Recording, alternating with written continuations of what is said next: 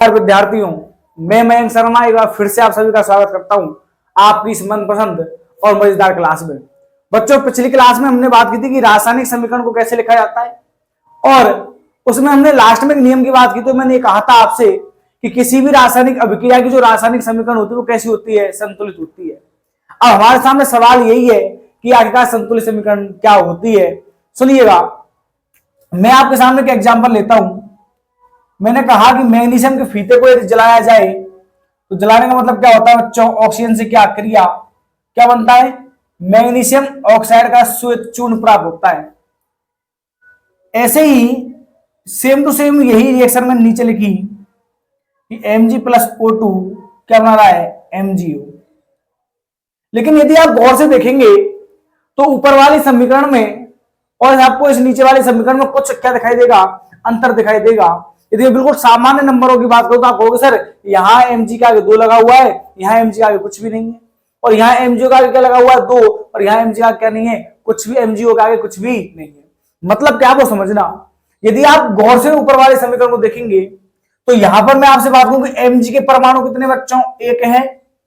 यहां पर ऑक्सीजन के परमाणु कितने हैं, 2 हैं।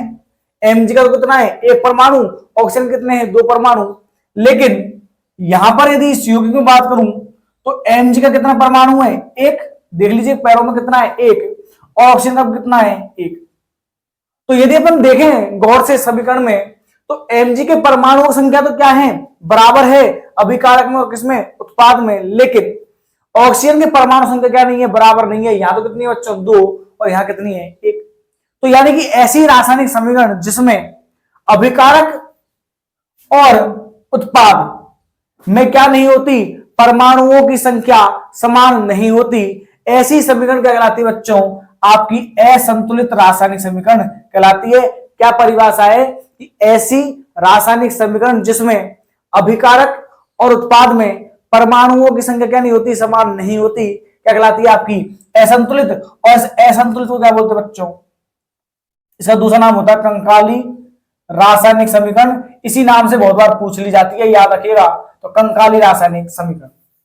अब यदि आप नीचे वाले रिएक्शन में देखेंगे तो यहां Mg के परमाणु कितने हैं, 2, ऑक्सीजन के कितने हैं बच्चों, 2, और यहां यदि बात करो तो यहां भी Mg के कितने हैं, 2, और ऑक्सीजन के कितने हैं, 2। तो नीचे वाली रिएक्शन में परमाणुओं की संख्या है, चाहे वो Mg के हों चाहे वो किसके हों, ऑक्सीजन के, दोनों ही और क्या है, उनकी संख्या बराबर है। और जब ऐसा हो क्या कि अभिकारक में उपस्थित सभी परमाणु बात कर रहा हूं बच्चों, सभी परमाणु की संख्या उत्पाद में उपस्थित सभी परमाणु संख्या क्या होनी चाहिए, बराबर होनी चाहिए या होती है, तो ऐसी समीकरण क्या कहलाती है, आपकी संतुलित रासायनिक समीकरण कहलाती है। अब हमारे सामने एक सवाल और उत्पन्न हुआ, आपके सामने एक सवाल तो ये उत्पन्न हुआ कि सर हम कैसे करेंगे संतुलित समीकरण। तो चलो उसका तो अपन पढ़ने वाले हैं ही अगली क्लास में। दूसरा सवाल आपके सामने क्या उत्पन्न हुआ, दूसरा सवाल ये है कि सर हम आखिरकार किसी भी यौगिक में परमाणुओं की संख्या जो है वह कैसे पता लगाएंगे। तो हम समीकरण को संतुलित करने के नियम पढ़ने से पहले हम यही सीखने वाले हैं कि किस प्रकार से किसी भी दिए गए परमाणु में क्या करी जाएगी, परमाणुओं की संख्या को गिना जाएगा। तो चलिए चलते हैं अगली स्लाइड पर। अब हम बात करते हैं बच्चों कि किसी भी यौगिक में आखिरकार हम परमाणुओं की संख्या कैसे गिनेंगे। तो चलिए देखना, मैंने आपके सामने एग्जांपल लिया, क्या है ये, कैल्शियम हाइड्रोक्साइड है। अब यहां पर आप जानते हैं कितने परमाणु हैं, ये तो कैल्शियम के परमाणु हैं, एक किसके परमाणु है आपके पास, हाइड्रोजन के, और किसके परमाणु हैं इसमें, ऑक्सीजन के। 3 ही एलिमेंट्स के क्या है इसमें, परमाणु है। अब यदि मैं बात करूं संख्या आखिरकार कैसे गिनी जाएगी, तो पहला तो क्या है बच्चों, आप क्या करोगे कि कोई भी जो परमाणु है उस परमाणु कहां देखिए, पैरों में देखिए, नंबर कहां लिखा होगा, पैरों में। कैल्शियम के पैर कहां पर है, ये रहे। अब बहुत सारे बच्चे क्या कर रहे होंगे कि बहुत सारे बच्चों को पैर ये दिखाई देते हैं, ये पैर नहीं है। पैर कहां होते हैं बच्चों, नीचे होते हैं, है ना, पैर नीचे तो होते हैं। किसी के पैर ऐसा तो नहीं मेरी बॉडी तो यहां चल रही है, मेरे पैर जो है वहां चलते हैं, ऐसा कभी नहीं होता।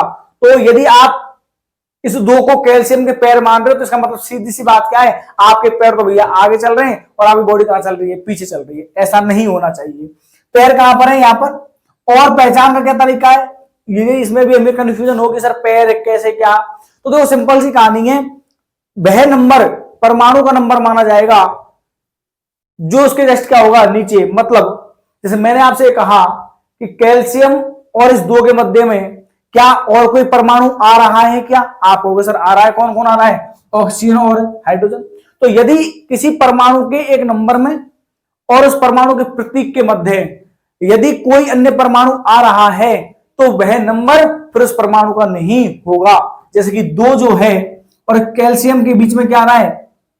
कोई ना कोई तो परमाणु आ रहा है, तो यानी ये 2 जो है वो किसका नहीं है? कैल्शियम का नहीं है। ये हमारी फैक्ट बात है। पहचान का सिर्फ एक तरीका है कि हम कंफ्यूजन होते हैं। मैंने भी आपसे कहा कि पैर नीचे होते हैं, यदि आपको अभी भी कंफ्यूजन होता है तो आप इस तरीके से याद रख सकते हैं कि भैया नंबर और इस परमाणु के बीच में कोई भी अन्य परमाणु नहीं होना चाहिए। तो अब देखो यहां पर क्या है? पैरों में कितना है? जिसका कुछ नहीं होता उसका कौन होता है बच्चों? 1 होता है ना। तो कैल्शियम की परमाणु संख्या कितनी आ गई? यहां पर 1 आ गई। ठीक है।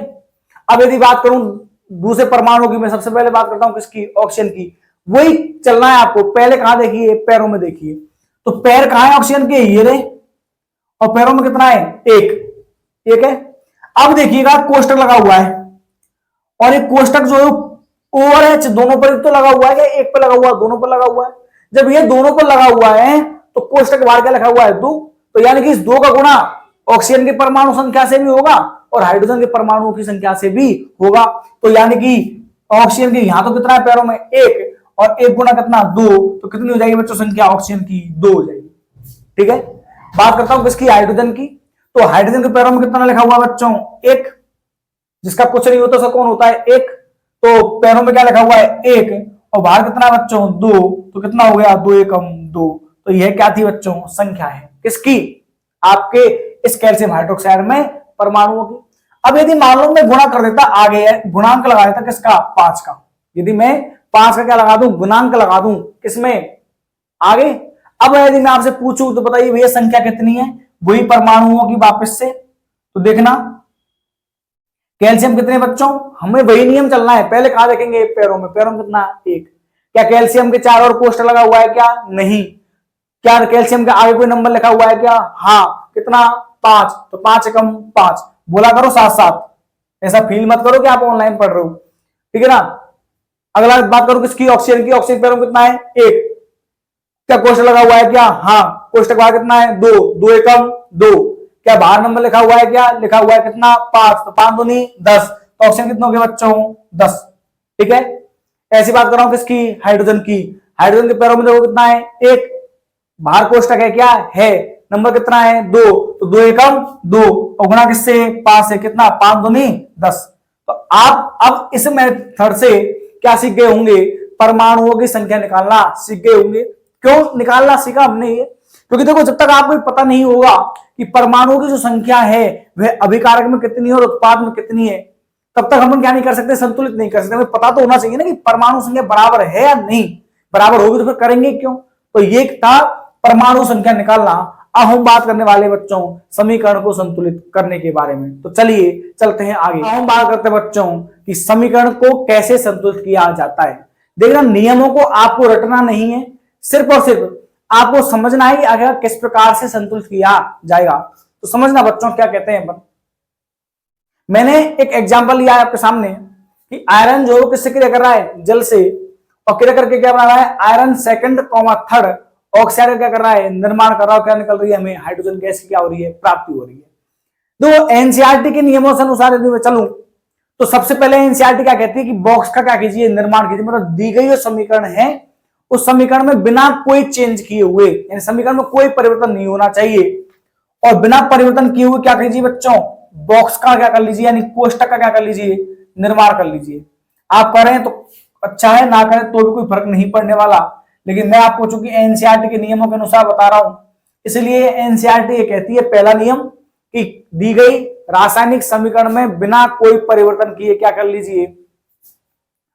कोष्टक यानी बॉक्स का निर्माण, ब्रैकेट का निर्माण कर लीजिए। चलिए अब हम क्या करना बच्चों? आपको समीकरण देते ही सबसे पहले जो संतुलित नहीं करना, पहले आपको ये देखना है कि दी गई समीकरण में जो परमाणुओं की संख्या है वह समान है या असमान है। समान होगी तो हम उसे संतुलित करेंगे ही नहीं, क्योंकि क्या कैसी होगी? वो पहले से क्या होगी? संतुलित होगी। और यदि समान नहीं है, यदि मतलब असमान है, तब क्या करेंगे? अपन उसे संतुलित करेंगे। तो बच्चों दूसरा नियम क्या है हमारा कि हमें ये पहचानना है कि समीकरण में परमाणु संख्या कितनी है, किसमें, अभिकारक में और किसमें, उत्पाद में। तो एक बार समझने के लिए मैं आपके सामने यहां लिख देता हूं। यदि आप देखेंगे तो पूरी ही रिएक्शन में हमें केवल 3 ही प्रकार के एलिमेंट्स दिखाई देंगे।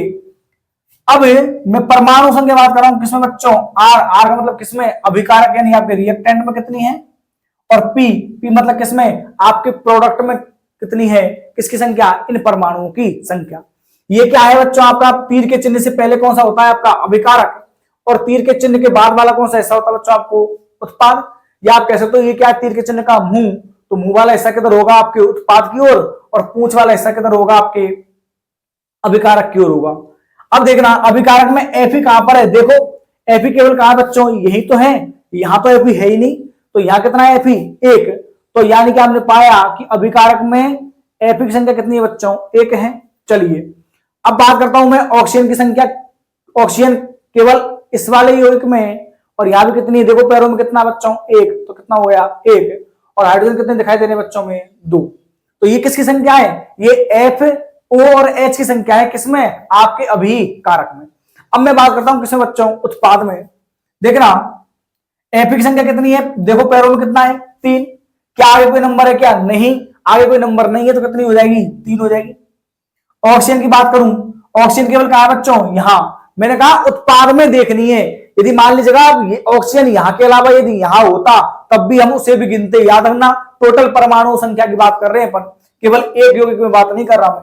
तो कितना हो गया बच्चों, यहां पर कितनी है ऑक्सीजन, 4, और हाइड्रोजन कितने बच्चों यहां पर 2। तो यह क्या है, आप चाहे टेल बनाए चाहे ना बनाए, देखो ये बनानी नहीं है हमें एग्जाम में, ये तो सिर्फ मैं आपको समझाने के लिए यहां लिख रहा हूं कि एक बार आप समझ ले ढंग से कि किस प्रकार से प्रोसेस चल रही है। वैसे तो फिर हम क्या करेंगे, सीधा ही देख लेंगे कि एफ यहाँ पर कितना है 1, यहाँ कितना है 3, तो सिंपल सी कहानी कैसी हो गई है, असंतुलित हो गई। तो ये तो अपन सीधा ही कर लेंगे, लेकिन एक बार हमें क्या है अच्छे ढंग से चीजें समझ में आ जाए, इसलिए मैंने आपके सामने यहाँ ये चीजें बताई है कि किस प्रकार से में रियलिटी में परमाणु संख्या समान है या असमान है। तो कैसी बच्चों, असमान है, कौन चीज किसकी, एपी और ओ की। अब हम चलते हैं बच्चों अगले नियम पर, और हमारा अगला जो रूल है वो क्या कहता है कि जब हमें परमाणु संख्या का पता चल गया कि आखिरकार परमाणु की संख्या है वो असमान है, अब क्या करने वाले हैं हम कि दी गई जो समीकरण है, जो आपको समीकरण दी हुई है, उसमें आप ये देखिए कि कौन से यौगिक में परमाणु संख्या क्या है, ज्यादा है। ये मैं क्यों कह रहा हूं बच्चों, कि हमारी बुक कहती है कि आप यदि इस प्रकार से चलेंगे ना तो आपको समीकरण संतुलित करना कैसा लगेगा, सरल लगेगा। यानी आप बहुत आसानी से समीकरण क्या कर पाएंगे, संतुलित कर पाएंगे। तो सरलता के लिए कर रहे हैं अपन ऐसा, कैसा कि समीकरण दे रखी है, उस समीकरण में आप ये देख लो कि सबसे अधिक परमाणु किसके हैं, सॉरी सबसे अधिक परमाणु किस यौगिक में है। तो कौन सा यौगिक है बच्चों इसमें, यही तो है। अब आपके दिमाग में फिर क्वेश्चन पुटअप होगा कि सर जरूरी है क्या हम इसी को लें, या हम सबसे अधिक परमाणु वाले यौगिक को ही लें, मान लो हम कम वाले को ले लें। तो मैंने अभी आपसे क्या कहा था, आप लेने को तो कोई सा भी ले लीजिए, हमें तो समीकरण संतुलित करनी है। लेकिन मैंने आपको शब्द कहा था क्या, सरल पड़ेगा आपको, क्या पड़ेगा, सरल पड़ जाएगा, बहुत आसानी से आप कर पाएंगे।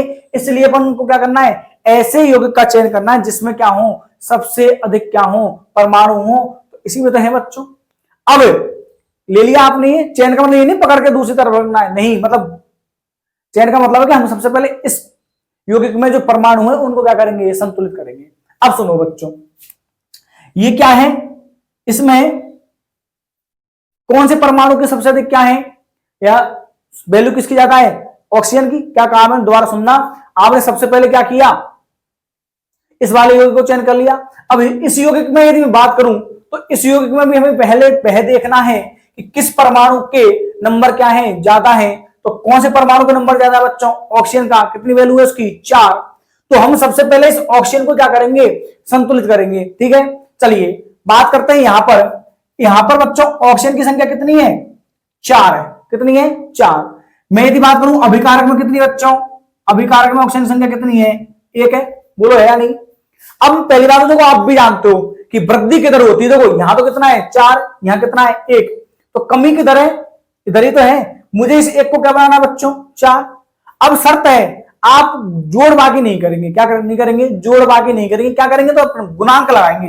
गुणांक का मतलब गुणा करने वाले हैं अपन, क्या करने वाले हैं, गुणा। गुणांक तो जानते हैं ना, मैथ में आपने खूब पढ़ा होगा, 4x² + 2x, ऐसे आपने समीकरण पढ़े होंगे और आप पढ़ते हैं ना कि एक्स स्क्वायर का गुणांक बताइए भाई 4 है, एक्स का गुणांक क्या है 2 है, तो बस यहां पर अपन क्या लगाएंगे गुणांक लगाएंगे। गुणांक मतलब नंबर को क्या लिखा जाएगा आगे लिखा जाएगा गुणा के रूप में। अब यहां कितना ऑप्शन 4 है, यहां कितना है 1, तो बताइए मैं इस एक में किसी छोटी से छोटी, याद रखना छोटी से छोटी संख्या का गुणा करूं कि कितना आ जाए 4, 4 का गुणा करने पर कितना आ जाएगा इसके बराबर आ जाएगा नहीं आ जाएगा? क्या 4 से ऐसी कोई छोटी संख्या है क्या जिसका मैं गुणा करूंगा तो 4 हो जाएगा? नहीं है। तो चलिए गुणा कीजिए किससे 4 से। कहां गुणा किया है अपन ने? इस पूरे यौगिक में होगा ना गुणा। मैंने पहले कहा था किसके रूप में लगा रहे हैं अपन बच्चों? गुणांक के रूप में। और गुणांक कहां लगता है? यौगिक के आगे। लगा दिया 4। अब क्या करना है आपको? जैसे ही आपने लगाया आपको तुरंत ही क्या करनी है? रासायनिक समीकरण क्या करना बच्चों? जांच करनी है, उसको चेक करना है कि समीकरण में जिस परमाणु को हमने संतुलित किया वह हुआ या नहीं। अब आप कहोगे सर हम एक साथ ही कर लेते हैं, अलग अलग करने की क्या आवश्यकता है? तो ऐसा नहीं करना बच्चों, हमें प्रत्येक परमाणु को बराबर करने के बाद जांच करनी है, क्योंकि ऐसा बहुत बार होगा कि जब आपने किसी परमाणु को संतुलित किया तो हो सकता है कि पहले वाला जो परमाणु था वो असंतुलित हो जाए, तो इसलिए जांच तुरंत करनी है। देखना यहां एपी कितना बच्चों 3, यहां एपी कितना बच्चों 3, दोनों क्या है असंतुलित। हाइड्रोजन कितने हो गए बच्चों 8, यहां कितना हो गए 2, तो आपका हाइड्रोजन यहां कितना हो गया 8, यहां कितना हो गया 2। कुछ चीजें यदि आपको याद हैं तो अपन ने जब टेबल की बात की थी तो वहां पर हाइड्रोजन की संख्या कितनी थी? 2 और 2 बराबर थी या नहीं थी? लेकिन देखो पाया ना आपने क्या हो गया? हाइड्रोजन असंतुलित हो गया। घबराने की बात नहीं है, कुछ भी टेंशन नहीं लेनी, बस इतना समझ लीजिए हमने जिस परमाणु को बराबर किया था वो बराबर हुआ या नहीं। किसको बराबर किया आपने? ऑक्सीजन को। यहां ऑक्सीजन कितने बच्चों 4, यहां ऑक्सीजन कितने 4, ऑक्सीजन को किया, ऑक्सीजन बराबर हो गया, ठीक है, बस वही चाहिए हमें। अब चलते हैं हम आगे। इस यौगिक में और कौन सा परमाणु बच गया? एफी। पहले इस यौगिक को फिनिश कर लेते हैं अपन। कौन बचा? एफी। कितने हैं यहां पर एफी की संख्या बच्चों? 3 है। एफी की वैल्यू कितनी है? 3। यहां एफी कहां है? ये रहा। वैल्यू कितनी है बच्चों?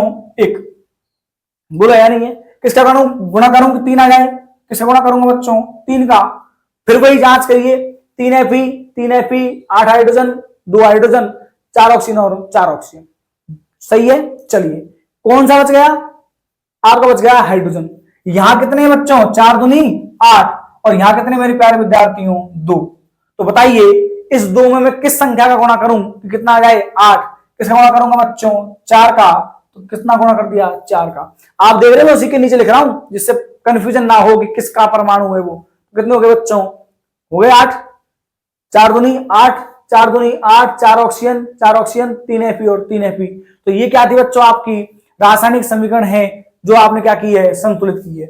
हम एक और एग्जांपल लेते हैं और एक और एग्जांपल द्वारा अपन समझने का क्या करते हैं? प्रयास। तो चलिए चलते हैं अगली स्लाइड पर। देखो बच्चों आपके सामने एक और रासायनिक समीकरण लिखी हुई है, इसके जरिए हम और एक बार समझने का प्रयास करते हैं। यह क्या है? सोडियम सल्फेट है, और सोडियम सल्फेट की अभिक्रिया हमने किससे करवाई है? बेरियम क्लोराइड से। क्या होना? हमें बेरियम सल्फेट का श्वेत अवक्षेप प्राप्त हुआ। घबराइए मत, सभी बातें दोबारा आने वाली हैं। अभी तो हमारा मेन उद्देश्य क्या है? समीकरण को संतुलित करना। तो ये क्या है बच्चों? बेरियम सल्फेट, और ये क्या है? सोडियम क्लोराइड है। क्या था पहला नियम कि हम पहले क्या कर रहे हैं? बॉक्स का निर्माण करने वाले हैं। अब मैंने कहा था वो आप चेक करें ना करें कोई फर्क नहीं पड़ने वाला। दूसरा नियम क्या है हमारा कि पहले क्या देखना है हमें? परमाणुओं की संख्या। अब हम कोई टेबल नहीं बनाएंगे, देखो सीधा देखते हैं। यहां Na कहां पर लिखा हुआ है? Na यहीं पर है। कितना है? 2। यहां Na है नहीं, यहां केवल यहीं पर ही तो है कि आपका सोडियम या Na। कितना बच्चों? 1। तो यानी कि आपने पाया कि आपका जो सोडियम है वो क्या नहीं है बच्चों? संतुलित नहीं है। बस इस प्रकार से कोने में लिख लिया करो जिससे आपके माइंड में पता रहे कौन कौन से असंतुलित हैं। तो सोडियम क्या हमारा असंतुलित, ठीक है। चलिए बात करता हूं दूसरे परमाणु की। सल्फर कितना है बच्चों? यहाँ 1। यहां कितना है? 1। देखो पैरों में कितना है? 1। और यहां भी कितना बच्चों? 1। तो यानी कि आपके सल्फर जो है वो क्या है? बराबर है। चलिए बात करते हैं ऑक्सीजन की। कितना है बच्चों? 4। यहां ऑक्सीजन कितना बच्चों? 4। यानी ऑक्सीजन क्या है आपका? बराबर। यहां लिखना कौन सा हमें? बस सब जानने के लिए वही परमाणु लिखने जो असंतुलित हैं। यहां Ba का मतलब क्या है? बेरियम। बेरियम कहा मैंने, नॉट बेरिलियम, याद रखना। बेरियम। बेरियम का मतलब क्या होता है? Ba, और एक होता है आपका बेरिलियम। इस बेरिलियम का मतलब क्या होता है बच्चों, Be, ठीक है। दोनों में क्या होता है, अंतर होता है ना। ये क्या है आपका बेरियम और ये क्या है आपका बेरिलियम। चलिए ये कौन है बच्चों, क्लोरीन। क्लोरीन कितने परमाणु मेरे प्यारे विद्यार्थियों, 2। यहाँ कितना है, 1। यानी कि आपने ये पाया कि 2 परमाणु सोडियम और क्लोरीन ही ऐसे हैं जो संतुलित नहीं है। अब करें संतुलित, देखो बहुत आसानी से हो जाएगी, नियमों से चलोगे ना बहुत आसानी से होने वाली है और आपको ज्यादा नियम पढ़ने की जरूरत नहीं है। क्या कहा था अपन ने, सबसे अधिक परमाणु देखते हैं। सबसे अधिक परमाणु तो इसमें ही है, साफ साफ दिख रहा है, दिख जाएगा, इसको गिनने की जरूरत भी नहीं पड़ेगी आपको। यहां 7 दिख रहे हैं और कहीं है नहीं 7, ठीक है ना। अब सुनो, अब एक चीज और बताता हूं, सुनना याद रखना। ये आपके दिमाग में आए क्वेश्चन पुट अप से पहले ही मैं बता देता हूं। आपके दिमाग में मान लीजिए क्वेश्चन आ जाए कि सर आपने कहा कि इसमें 7 परमाणु हैं, मान लो यहां और भी एक ऐसा यौगिक होता जिसमें भी क्या होते, 7 परमाणु होते।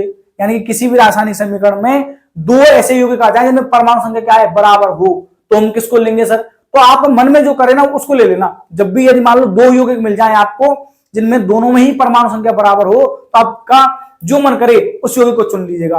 लेकिन यहां तो ऐसी कोई समस्या ही नहीं आ रही, तो किसको ले लिया मैंने बच्चों, सोडियम सल्फेट को ले लिया। अब इसमें भी देखो क्या है, किसके परमाणु ज्यादा बच्चों, ऑक्सीजन के। कितने हैं, 4, ठीक है ना। तो चलिए यहां देखता हूं, यहां कितने ऑक्सीजन के, 4। तो यानी कि आपका ऑक्सीजन क्या है, बराबर है। चलो अब मैं इसमें दूसरे परमाणु ले लूं, किसको, सल्फर को। सल्फर का परमाणु कितना है, 1। यहां है नहीं, यहां कितना है बच्चों, 1। तो यानी कि आपका सल्फर भी क्या है, बराबर है। अब कौन बच गया है, इसी यौगिक में कौन बच रहा है, सोडियम। कितना है बच्चों, 2। यहां तो सोडियम है नहीं, यहां कितना है, 2। यहां कितना है आपका सोडियम, 1 है। कितना है, 1। तो बताओ किसका गुणा करूंगा कि 2 हो जाएगा, छोटी से छोटी संख्या में किसका गुणा करूंगा, 2 का। कर दीजिए 2 का गुणा और गिनिए वापस से, 2 सोडियम 2 सोडियम 1 गुणा 2, 1 सल्फर 1 सल्फर, 4 ऑक्सीजन 4 ऑक्सीजन, ठीक है। 1 बेरियम 1 बेरियम, कितने सीएल है बच्चों, 2। और यहां कितने सीएल है मेरे प्यारे विद्यार्थियों, 2। तो आपने पाया ना बहुत आसानी से क्या होगी, समीकरण संतुलित हो गई। यदि आप नियम से चले, आप नियम से नहीं चलते ना, तो आप मान लो पहले इसको लेते या पहले आप मान लीजिएगा इसको लेते, तो आप पहले प्रत्येक परमाणु को देखते, ये पूरा क्या है, बराबर होता, तो बहुत समय लग जाता। इसलिए मैंने कहा था कि सबसे अधिक परमाणु वाले यौगिक का क्या कर लीजिए, आप चयन कर लीजिए, सरलता से क्या हो जाए, समीकरण संतुलित हो जाए। तो यह थी बच्चों आपको कि किस प्रकार से रासायनिक समीकरण को संतुलित किया जाता है। अब हम अगली क्लास में बात करेंगे रासायनिक अभिक्रियाओं के प्रकारों की। लगभग आपका एक जो भाग है इस चैप्टर का, समीकरण की परिभाषा क्या होती है, रासायनिक अभिक्रिया की परिभाषा क्या होती है, संतुलित समीकरण क्या है, असंतुलित क्या है, और असंतुलित का दूसरा नाम क्या था बच्चों, कंकाली। बस ये जो चीजें थी वो आपने क्या कर ली है, पढ़ ली है। अब हम आगे वाले भाग की ओर चलेंगे, जिसका नाम होगा रासायनिक अभिक्रियाओं के प्रकार। तो मिलते हैं अगली क्लास में, तब तक के लिए इसी प्रकार से हंसते रहिए, मुस्कुराते रहिए। नमस्कार, जय हिंद।